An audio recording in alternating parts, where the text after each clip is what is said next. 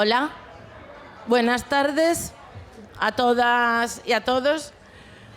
Hoy estamos aquí con Miguel Cane, que diría que viene de México, pero en realidad desde que entró por la carpa no paró de saludar gente, viejos conocidos, amistades, porque viviste aquí un tiempo donde veo que dejaste una huella imborrable y donde todo el mundo te recuerda paseando un perro. Y es verdad. ¿Te acuerdas? Sí. Y es verdad.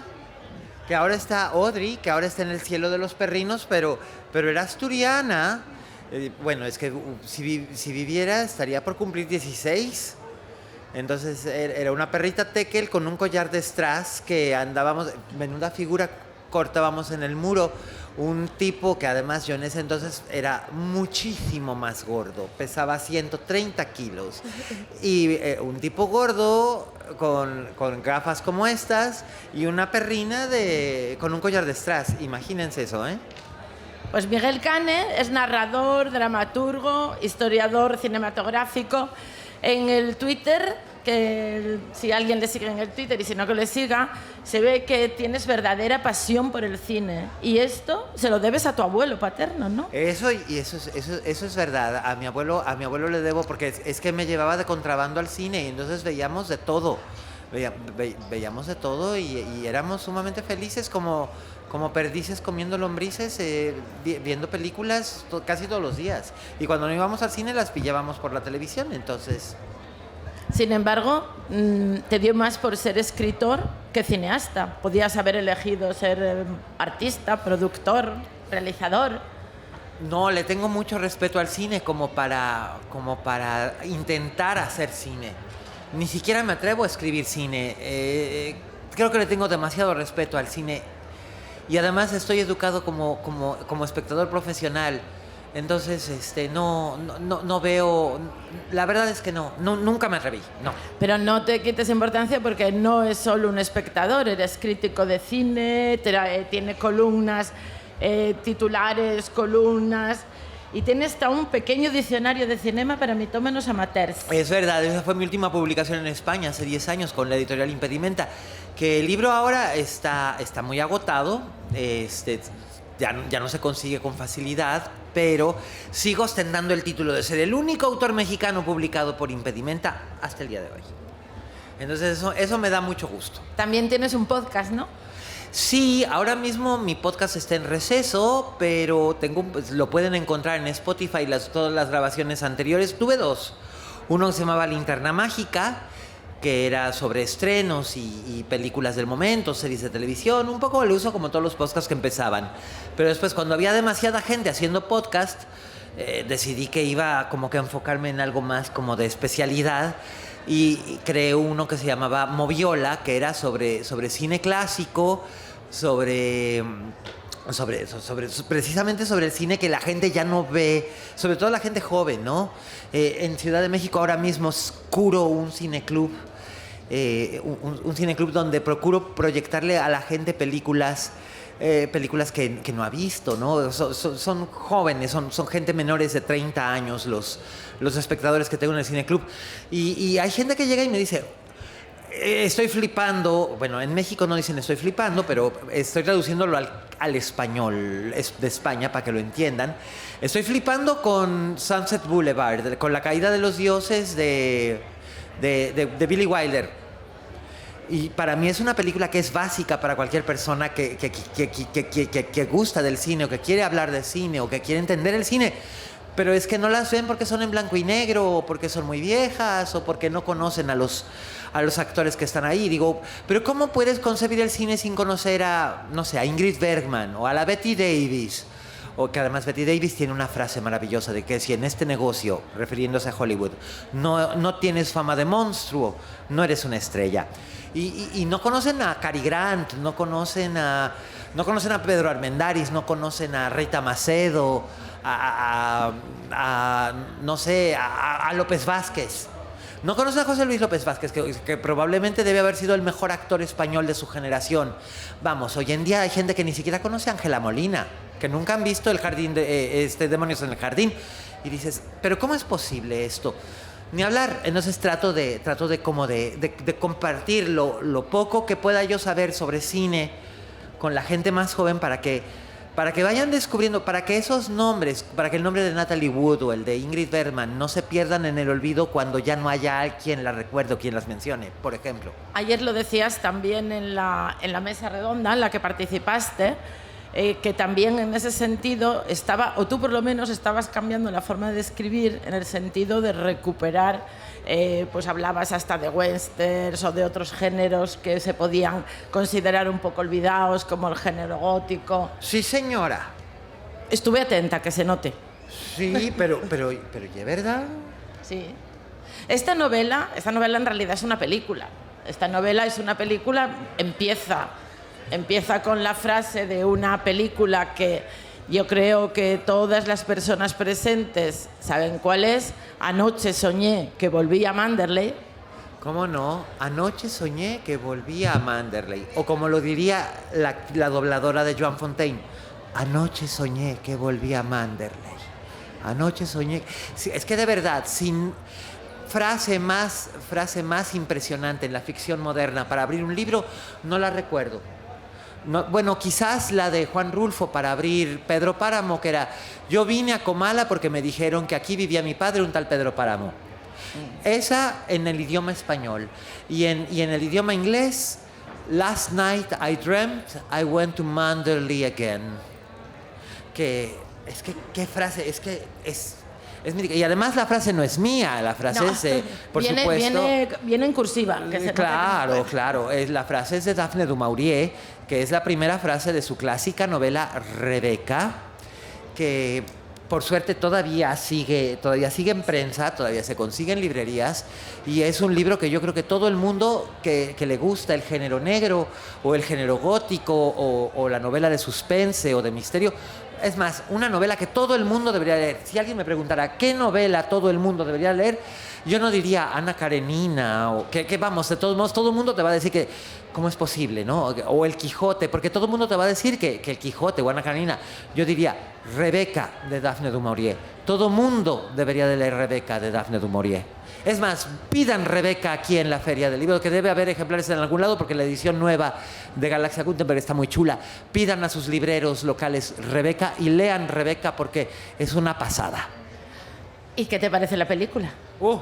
La de Hitchcock es esencial. Es otra película que cómo es posible que digas, es que soy un cinéfilo y no hayas visto Rebeca de Alfred Hitchcock, por Dios. Y hay gente que no la ha visto porque es que es de 1940. Es que es en blanco y negro. Es que no conozco a los actores. ¿Cómo demonios no vas a conocer a Laurence Olivier o a Joan Fontaine o a la maravillosa Judith Anderson? Vamos, si existía la frase popular de que eres más mala que el ama de llaves de Rebeca. Efectivamente. Sí, y aquí en España se usa que el cardigán, el nombre que tenía el cardigán originalmente era Rebequita. La Rebequita. Aquí en Asturias la Rebeca, llevámosla siempre, la Rebequina para el frío. Claro que sí. Bueno, pero vamos a la novela, que yo creo que es lo que interesa. Ya visteis que tiene una gran carga cinematográfica. Está inspirada en un suceso real. Sí, eso es verdad. Eso es verdad. En California, a mediados de los años 60... una mujer solicitó, era una mujer canadiense que vivía en Estados Unidos, que se casó con un estadounidense y al poco tiempo de la boda el marido desapareció y había indicios de que se podía haber cometido un crimen, pero la policía no podía encontrar un cuerpo, no había un habeas corpus, que si hay abogados aquí en la sala podrán explicar mejor que yo lo que quiere decir habeas corpus. No lo había, pero había indicios de que había habido un crimen y ella solicitó ante la Suprema Corte del Estado de California que se declarara muerto a su marido y cambió la legislación en California y posteriormente en algunos estados, pero como ustedes saben, en los Estados Unidos cada estado, salvo las leyes federales, cada estado tiene sus propias leyes y aplica las mismas. No en todos los estados aplicaba, pero en Texas y en California, si después de un año de una desaparición y hay indicios de violencia o de la sospecha de un crimen o una investigación, puede hacerse la solicitud. Ya será el juez quien decida si se da por muerto o no a la persona y en parte esto tiene que ver. hay una película y hay una novela basadas también en ese mismo caso real que yo abordo, que pertenecen a ese periodo histórico. Una película de 1968 con Janet Leigh, la famosa Janet Leigh, que se daba aquella ducha memorable en el Hotel Bates, y Rossano Brazzi de South Pacific y de Locuras de Verano con Katharine Hepburn. Ese Rossano Brazzi, la película es italiana, aunque es una producción americana filmada en Italia, y se llamaba Honeymoon with a Stranger. Y existe una novela de una escritora que se llamaba Margaret Ellis Sturm, que firmaba como Margaret Millar porque estaba casada con Kenneth Millar, que ustedes quizás lo conozcan más como Ross MacDonald, el escritor de novela policíaca, famoso creador del detective Harper, que fue muy famoso en los años 60. Y él opacó la carrera de su mujer, lamentablemente, aunque se ha ido rescatando a Margaret Millar con el tiempo, no solo aquí, sino en Estados Unidos también y tal. Margaret Millar era canadiense, como la mujer que promovió el juicio, y por eso le interesó. Ella también estaba casada con un estadounidense y vivía en California. Entonces ella siguió el caso en 1966 y en el 69 publicó una novela que se llamaba Beyond This Point Are Monsters, donde ella daba su propia resolución a este caso. Muchos años después, yo había leído y había visto la película y conocía del caso y me llamaban mucho la atención. Y cuando empezó toda la tormenta de odio de Donald Trump contra los inmigrantes mexicanos, me entró mucha ansiedad, me entró mucho miedo, porque finalmente en algún punto de mi vida yo también fui migrante. Cuando yo vivía aquí, yo era un migrante. Entonces, tomando un poco elementos de la vida real, de los titulares de la vida real, conforme Donald Trump llegó al poder, su campaña de odio que empezó desde antes y lo que sucedió después, empecé a juntarlo un poco con este caso que me interesaba, donde también figuraban migrantes y también figuraba la xenofobia. Y también decidí que era el momento de contar historias como las contaban las hermanitas Bronte, como las contaba Daphne du Maurier, como las contaba Celia Frimlin, una autora británica que se hizo famosa y aquí en España no se ha publicado todavía, pero espero que quizás Impedimenta o Libros del Asteroide o alguien la acabe rescatando, porque es una gran escritora de novelas góticas modernas, que ahora que se ha puesto tan de moda lo que llaman el thriller doméstico, que es protagonizado por una mujer, habitualmente una ama de casa, que se ve involucrada en una situación siniestra, pues decidí que era como, por un lado, seguir la tendencia o tomar la tendencia, pero llevarla hacia otro lado y hablar de temas que me interesaban, pero también hablar de esos temas desde otro punto de vista y recuperar un poco el estilo gótico, porque además el estilo gótico no deberíamos de perderlo, es divertidísimo y es maravilloso ver que hay muchos escritores y escritoras que aún sin saberlo están escribiendo novelas góticas donde el pasado se manifiesta en el presente para impedir el futuro. La novela empieza al modo clásico, con una fuga y un asesinato que vivimos en directo en las dos primeras páginas. No sabemos exactamente, no sabemos nada, no sabemos prácticamente ni quién es la muerta, que lo podemos intuir, y mucho menos quién es el asesino, como la persona que comete ese asesinato.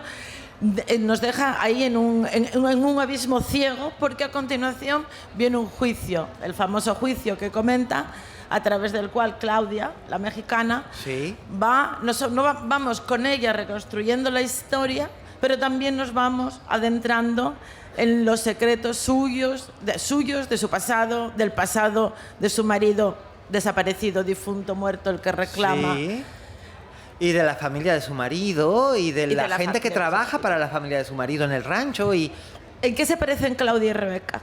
¿En qué se parecen Claudia? Bueno, más bien y la señora de Winter, porque Rebeca era la primera señora de Winter. Sí, es verdad, que nunca sabemos el nombre de la señora de Winter, y ¿verdad? ¿Verdad que nos Claudia Castañeda, Claudia Castañeda, que es mexicana, que es la protagonista que desde esta historia, por así decirlo, que en realidad es el personaje que sirve como conector entre el autor y el lector, pero en realidad Claudia Castañeda no es la única protagonista de esta historia, también está su suegra, la señora Nina Blaisdell. Es un personaje, Sí, es un temible. personaje Temible. tremendo, es un personaje tremendo, que ahora me vas a preguntar de ella seguro. Y está también Isabelita, que es el ama de llaves. Isabelita existe, ¿la Sí, conoces? Sí, Isabelita existe y la conozco y es maravillosa. Y además también cree que sus sueños son proféticos. Todavía ella cree que sus sueños son proféticos y cree en los astros y cree en todas estas cosas. Y es tremendamente maternal con todo mundo.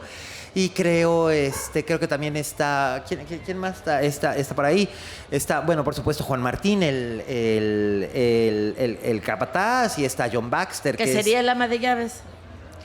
Pues mira que podría ser que sea Juan Martín entre Juan Martín y la señora Blaisdell son el ama de llaves de Rebeca, porque son igualmente malos. Bueno, Juan Martín tiene un motivo. No es malo. Juan Martín no es malo. Pobre. Nina no es que sea mala. Es fiel, tiene esa lealtad ciega, la amo, ¿no?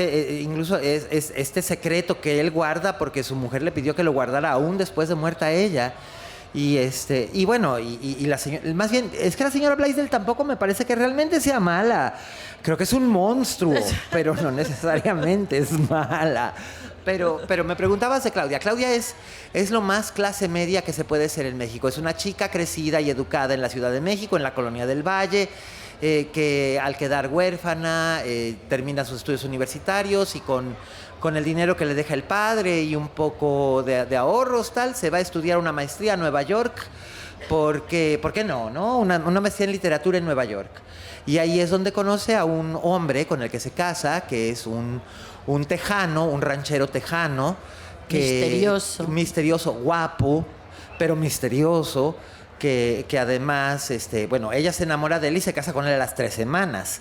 Pero un flechazo. Flechazo, instantáneo, como decía Mecano. Pero él le advierte cuando la conoce que él es sospechoso de la muerte de una mujer. Y para ella el amor es más fuerte que el miedo y se casa con él. Y se van a vivir a Texas. Y ahí es donde tela, chica. Porque no solamente es la desaparición de él, es un montón de cosas. Y además es la catástrofe de Donald Trump que la tienen encima. El cambio climático, un engaño chino, ¿no? Que decía, lo recoges lo dice la novela. Pero además ahí también ellos tienen problemas con el cambio climático. Cuando menciona que la lluvia es oro. Y muy grandes, vamos. Claro, porque están viviendo en el Valle del Río Grande, que es en el sur de Texas, en la frontera con México. Y hace un calor tremendo. Digo, ellos cuando la novela se desarrolla es del 31 de octubre al 3 de noviembre, que ya no hace tanto calor, pero el resto del año es seco y caluroso, y si hay sequía es peor. Para ellos realmente el agua es más valiosa que la gasolina. Acabas de mencionar algo que tiene un papel subliminal en toda la novela, fluctúa por debajo, es un personaje más, que es la frontera. A mí me impactó mucho porque efectivamente, como comentábamos antes de entrar, no es solamente la frontera de las espaldas mojadas o la frontera del narcotráfico. No, la frontera es protagonista, está en el pasado, en el presente de todos los personajes, en los trabajadores, las relaciones que mantienen, cruzan legal, cruzan ilegalmente, frijoleros, gringos, polleros, border crosser, piques. Son términos que se nos van haciendo habituales, como el spanglish que utilizan algunos personajes, ¿no? Tú querías que estuviera presente de esta forma permanente la frontera mexicana en Sí quise, porque además la historia, el caso original, el caso criminal original, ocurría entre la frontera entre California y México. Era la frontera entre San Diego y Tijuana, que realmente la frontera entre San Diego y Tijuana es una calle. Es la misma frontera en la que se inspiró Orson Welles para situar Sed de Mal, la película de 1958, curiosamente con Janet Leigh también. Y Charlton Heston maquilladísimo con café porque la Universal no dejó que Pedro Armendáriz protagonizara la película. Una estupidez de la Universal, pero bueno. Lo que sucede aquí es que yo traslado de la California de los años 60, donde y cuando la migración era mucho más flexible y era diferente a los días previos a las elecciones de Trump, en la frontera en Texas, que son Brownsville y Matamoros, que es una de las fronteras más violentas y más transitadas del mundo, pero además es muy, muy, muy, muy, muy transitada esa frontera en México, y es sumamente angustioso lo que sucede ahí porque hay gente que se pierde cruzando el río, hay gente que se muere en camiones y los dejan tirados como si fueran carne podrida. Hay gente que se muere quemada en la frontera con Texas y en este caso Ciudad Juárez, Chihuahua, entre El Paso entre El Paso y Ciudad Juárez. Acaba de suceder hace unos meses y no ha habido una resolución prudente, ni convincente, ni satisfactoria de este caso, de 29 inmigrantes que murieron quemados en una institución del gobierno, que el gobierno se ha lavado las manos y se ha dedicado mejor a hacer un dispendio para promover a los 3, 4 o 5 precandidatos para ser los sucesores del actual señor presidente. Y entonces estamos en manos de unos fascistas, pero bueno, eso es al margen. Aquí yo lo que estoy hablando es en el pasado. Esto sucede en 2016, la novela sucede en 2016, cuando está Estados Unidos a punto de caer en las manos de otro fascista, que era el caraculo naranja, Donald Trump.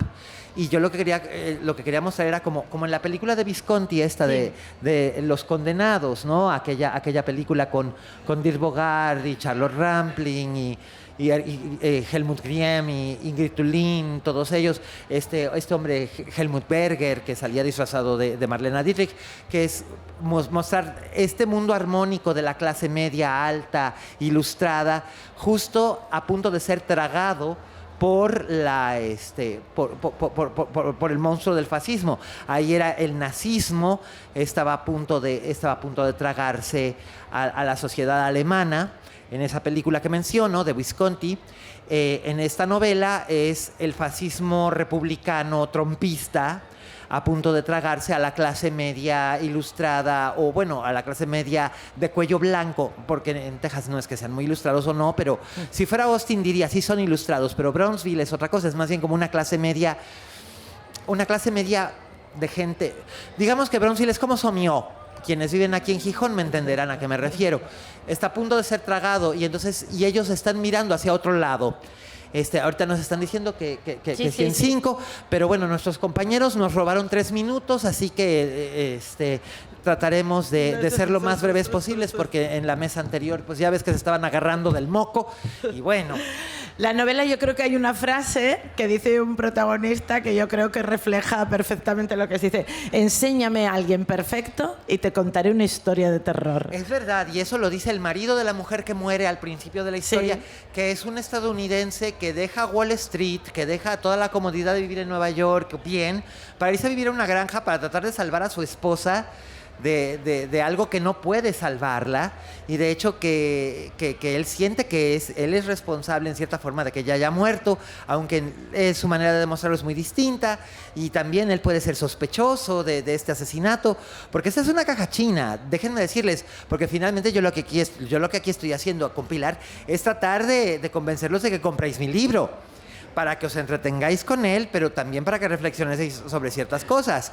Y en este caso, esta novela es muchas novelas en una, no solamente es eso, no solamente un gótico o unas novelas de frontera, también es una novela con, ¿cuántos serán? ¿4 misterios? Por lo menos eso, 4, ¿no? por lo menos. 4 por lo menos 4, pueden ser 5 misterios a descubrir. Media docena, seamos generosos. Incluyendo una sorpresa final que los va a dejar así, se les va a caer la quijada hasta aquí. Entonces, si compran mi libro y yo se los firmo, se van a entretener muchísimo durante este verano y probablemente en las oscuras tardes de otoño. Sí, hay una frase también, la definición de corazón caníbal: me como lo que amo antes de que alguien más lo ame y me lo quite. Es una definición de corazón caníbal, que es el nombre de la novela, que tenéis que salir corriendo a comprar porque os lo va a firmar. Y es verdad, pero además esa es la razón por la que la novela se llama así. El personaje que tiene el corazón caníbal, que es quien aparece en la tapa, que es la suegra de Claudia Castañeda, la señora Blaisdell, Nina Blaisdell, que es un personaje muy peculiar, es una mujer que fue criada como Escarlata O'Hara y sigue pensando que es Escarlata O'Hara en pleno siglo XXI. Entonces ella está convencida de que lo que hace está bien y que ser condescendiente con la gente de color está bien, porque sí, bueno, pobrecitos, fueron esclavos, pero ahora son turistas en mi casa y no me gusta. Y que no me toquen mucho. Y que no me toquen. ¿Y por qué mi hijo? Es una bruja mala, sí, zorra. ¿Y por qué mi hijo se ha casado con esta chica? Sí, será muy educada y todo. Y es blanca, pero y es mexicana. ¿Por qué no se pudo haber casado con una? ¿Por qué no se pudo haber casado con una chica como nosotros? Pero ahora bien, en ese nosotros también reside otro misterio y en realidad se irán encontrando como con 4 o 5 misterios que no se van tejiendo, destejiendo, enhebrando, dando pistas a medida que va avanzando, y la verdad es que es un placer leerla porque es como vas construyendo un puzzle con las diferentes piezas hasta que acabas componiéndolo totalmente, y los sueños tienen muchísima importancia, como decías. Yo no sé si ya tenemos que acabar. Bueno, y es verdad, y vamos, yo aquí le quiero agradecer a Pilar porque hemos roto el maleficio que le dejó Umbral a Mercedes Milá en aquel famoso programa de televisión. Él dijo, mira, a ver que he venido yo a hablar de mi libro, pero con la diferencia de que yo no estoy en un pedal como Umbral, y Pilar se ha visto muchísimo más audaz que la buena de Mercedes Milá. Pero quiero agradecerle a Pilar. Pilar ha escrito también una novela excelente, divertida, porque además en esa novela también hay humor. Hay que decirlo, sí. El humor que no nos falte nunca. Sí, hay una veta de humor ácido y negro que creo que a la gente con malicia le hará gracia. Y la novela de Pilar también tiene tiros, tiene sangre, tiene gore, tiene humor. Y Botox. Y Botox. Se llama La Banda del Botox, y también podéis preguntar por ella aquí en la Feria del Libro. Y Pilar, muchas gracias. Corazón caníbal para todos vosotros.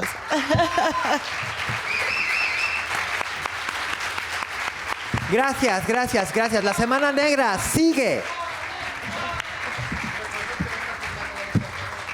Va a estar firmando, por cierto, en la mesa de atrás. Ahora Genial, mismo. ahí os veo atrás. Venga, muy bien.